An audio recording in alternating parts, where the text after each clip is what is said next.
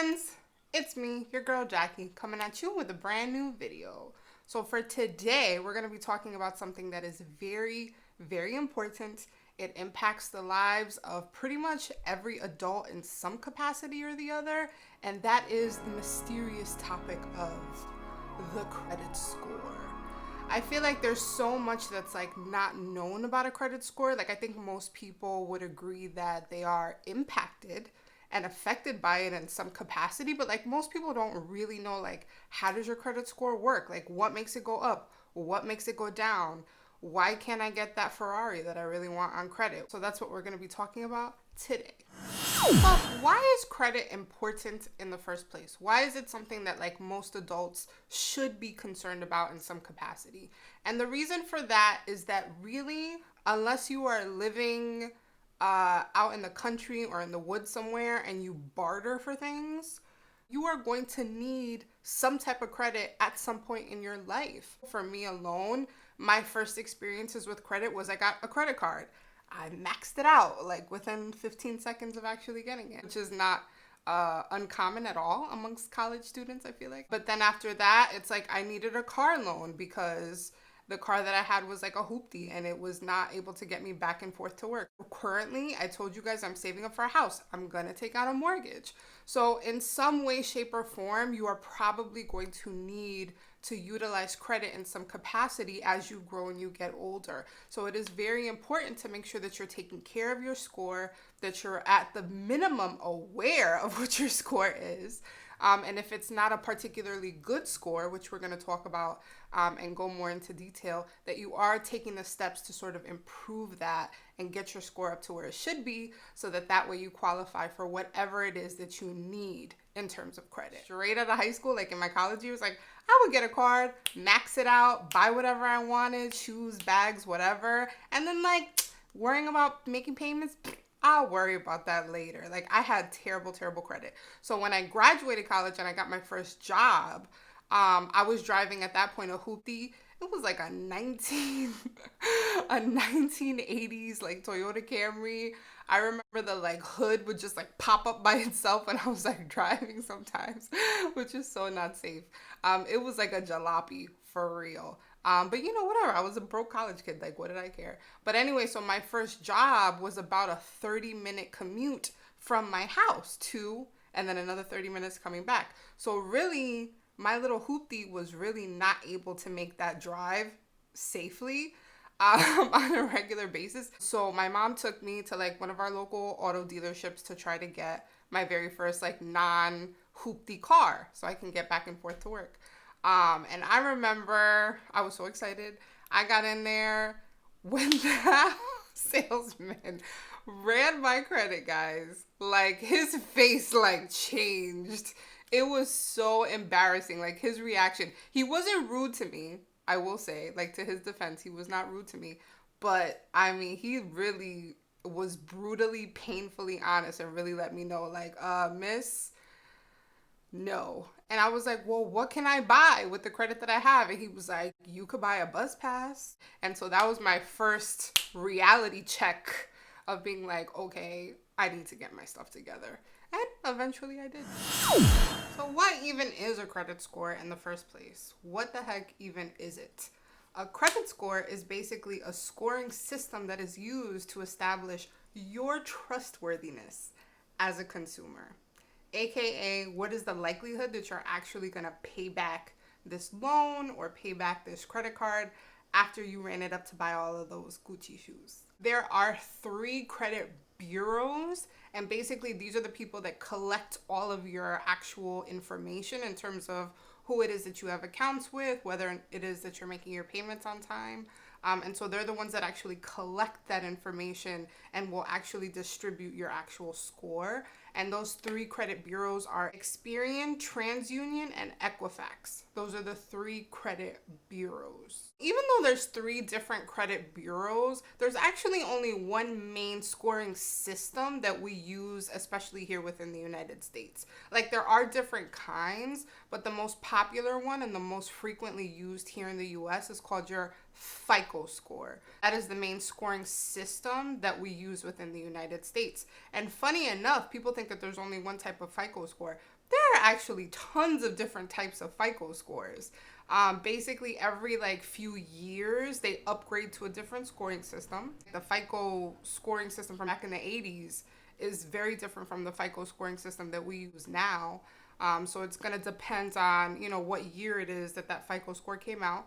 And then also the other thing too is different industries will use different FICO scoring systems. So if you walk into a car dealership, they're going to use a completely different FICO scoring system in terms of metrics, as opposed to if you were to walk into a bank and say that you want a mortgage. They are two very different industries, and as a result, they're looking at different things. So they use two separate types. But in general, that doesn't tend to really matter for us as a consumer. All you need to be concerned about is with your actual score.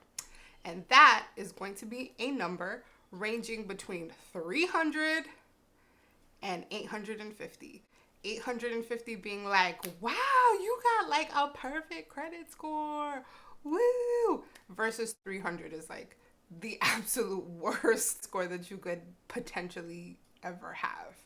And 850 is the absolute best. So that is the scoring range.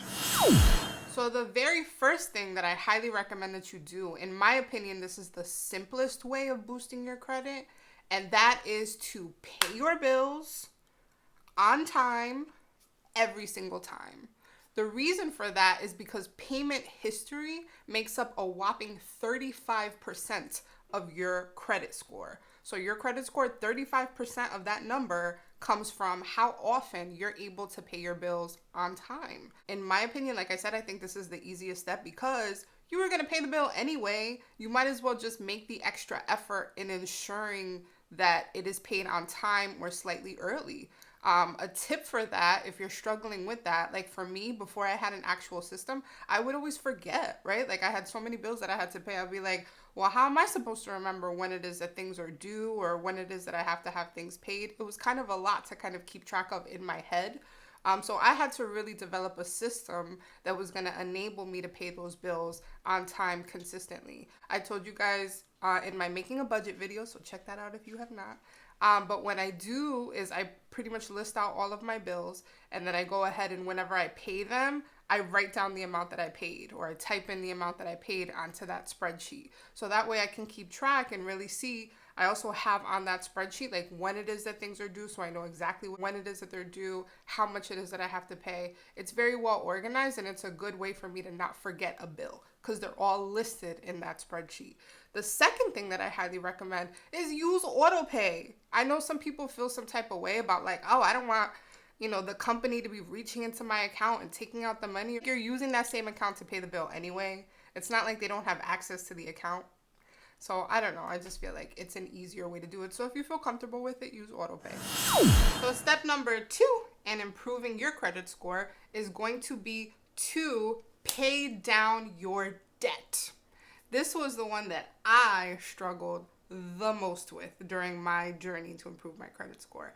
I had amassed, as some of you well know, over $90,000 in consumer debt, and I was using the maximum out of all of my credit accounts. The goal within these credit scoring systems is to have a lot of available credit. They want you to have lots and lots of available credit, but they don't want you to use it, basically. In terms of having a balance on your credit cards, keeping it below 30% of how much it is that you have available on that card is gonna boost your credit immensely. They want to be able to see that you have available credit at your disposal, but that you're not using it, basically. So try to keep the amount if you have to have a balance. And I don't recommend that you do, because obviously you guys know I'm credit card free. Check out my how I paid off my $20,000 in credit cards if you have not. But if you have to keep a balance, make sure that that balance on that card is below the 30% mark. Tip number 3, do not close your oldest accounts. The reason for that is because credit history age actually makes up 15% of your credit score. So 15% of that number, your credit score, comes from how old your accounts are. So it stands to reason that even if you want to like get rid of some accounts, maybe you have multiple credit cards, you paid them off and you just want to like close the accounts, don't get rid of the oldest ones, get rid of the newest ones, because that way your age is not going to be impacted, your credit score age. So keep the oldest accounts open and in good standing, and it will benefit your credit score greatly. So tip number 4 is to mix it up. Essentially, the FICO gods want to know that you're not a one-trick pony. So if you only have one type of credit that's open on your entire credit report, let's say, for example, you're very young still and you only have one credit card, for example, you may want to consider taking out either an auto loan or maybe possibly a mortgage or a personal loan, something that's different from a credit card account, just to show that there's some differentiation and a healthy mixture of different accounts on your actual credit report. That would actually help to boost it. Now, again, you guys know I am not condoning taking out debt. I am not condoning going out and buying a Ferrari or, Gucci shoes or whatever just because you think it's going to boost your credit score. But I'm just letting you know that having a variety of different types of accounts on your actual credit report will actually boost your score. So just be smart about it. Tip number 5, add new credit accounts sparingly. I know that I said in the last tip that there should be a nice mixture of different types of accounts, and that is true, but you don't want to add like 4 or 5 new accounts within a very short period of time, because that freaks out the FICO gods. So you want to make sure that you're adding new accounts. That's fine. That's not a problem. But you want to make sure that you're doing it sparingly. So for example, as I had mentioned, I'm actually looking into purchasing a house soon. So I know not to open up any new accounts, no new cars, no leases, no new credit cards or anything like that, just prior to getting my mortgage, because I don't want for my score to go down at all. So if you're going to add a new account, that's totally fine, but just make sure that you're doing it sparingly. My last tip for you guys is to be patient with yourself. I know it can be so frustrating, like once you get into the mood to kind of change your life and improve your credit score, you want things to happen ASAP, but that's not actually how things work. Even for me, once I decided to get serious about everything and start really paying stuff off and improving my credit score, it took me almost 2 years to get the score that I have now. It's very good score, and I started from garbage, but it took me like almost 24 months to do it. So just be very patient with yourself. In general, just so you're aware, if you do have a lot of delinquent accounts on your actual credit report, that can take up to 7 years before that's removed completely. And if you filed for bankruptcy at any point, that can take up to 10.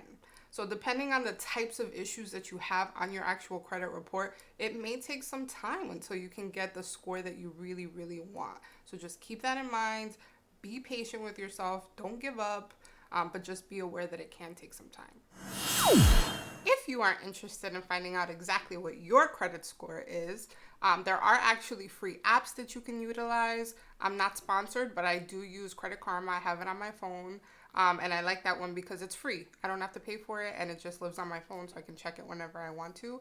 I will go ahead and link the link for that particular website down in the description box, so be sure to check it out.